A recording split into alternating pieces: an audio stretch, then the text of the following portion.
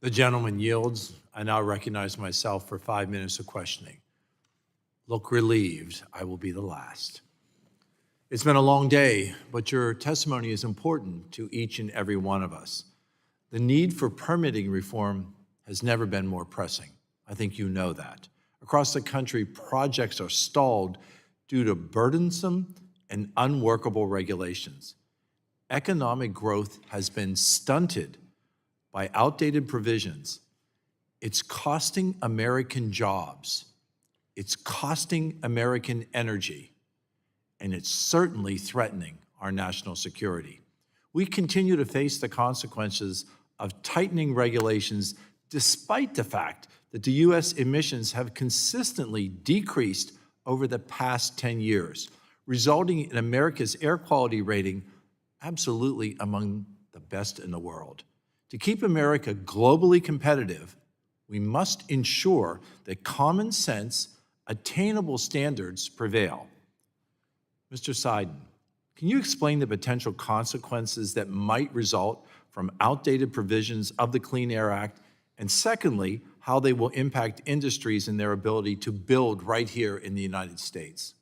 Thank you, Mr. Chair, for the question. And yes, I will do my best. It's always hard to quantify all the costs, but we at the Chamber and the members I represent consider very serious consequences will happen if this is not modified, if this is not modernized or modified or changed, because we've seen a stall in companies willing to make decisions, willing to plan ahead. When you're talking in multi-billion-dollar investments, when you're talking semiconductors, AI, all the things that we're in this arms race for right now, those decisions aren't made 9 months at a time, 90 days at a time. They're made years in advance, and we need certainty to cement the investments we're going to get for those years. And you are correct. I don't know a single one of those members who wants to skirt any environmental standard. They are the best corporate stewards. We're proud to represent them, and they want to follow all the rules and go above and beyond. But there's just no certainty, and things change, and the planning for that makes it very difficult. So if this is not modernized, we are going to see us being unfairly hamstrung in our competition with other countries, including our foreign adversaries. And that huge foreign adversary, specifically when it comes to AI, is China. Overburdensome regulations threaten us globally, and that's why I had to mention China. And they encourage companies to build in other countries like China. Ms. Coons, Micron is a leader in one of the fastest growing global industries. I have a two-part question. What consequences will the U.S. face if we fail to enact meaningful permitting reform, and how urgent is it need for that permitting reform if the U.S. wants to remain globally competitive? Thank you, Congressman. What we've experienced is a very lengthy permitting process that's been occurring for over the last 2.5 years, and we need reform in this particular space so that we can maintain our U.S. competitiveness. Do you feel that if that reform is in place, that you will once again be competitive, not just competitive here, but competitive worldwide? Yes, I mean, I can speak to my expertise within the permitting space, and what I can tell you is for our U.S. investments, these extended timelines impact our manufacturing processes and our abilities to bring chips to market. So reforming and ensuring that we have a streamlined permitting process will only help continue to make the semiconductor industry more successful.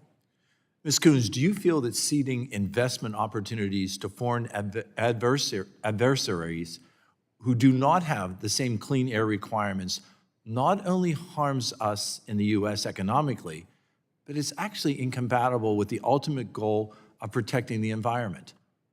Thank you, Congressman. I can speak to my own experience within the U.S. permitting space for the purposes of health and safety in the environment. And what I can tell you again is that delays and extended timelines in this will impact our manufacturing processes. We have also seen how the uncertainty of when the new source review process will be triggered and how the expense of undertaking an NSR review has discouraged much needed investment. Mr. Gibbia, new source review has been used to prevent new economic development in the country and even the retrofit of existing industrial facilities to actually reduce their emissions. How would narrow NSR reforms reduce regulatory burdens on our economy while still protecting human health and still protecting the environment? Thank you for the question. I think we need to acknowledge that there is a broad regulatory landscape that new source review fits within. and largely it has become outdated. Between new source performance standards and state permitting requirements, it has become a duplicative and slows down our ability to deploy technologies that we know are available. And that duplicative nature certainly slows our ability to be competitive. It is imperative to balance our public health, and I as a doctor recognize that, and clean air goals, and I again as a doctor recognize that, with the need to attract innovation and economic development in critical industries. If we don't take that immediate action to provide regulatory relief, we will lose out on investment to China and to other competitors, undermining the global competitiveness and putting our economy ultimately at risk. Thank you. Again, I thank all of the witnesses for this long day and for being here till the end. I ask unanimous consent to insert in the record the documents included on the staff hearing documents list. Without objection, so ordered.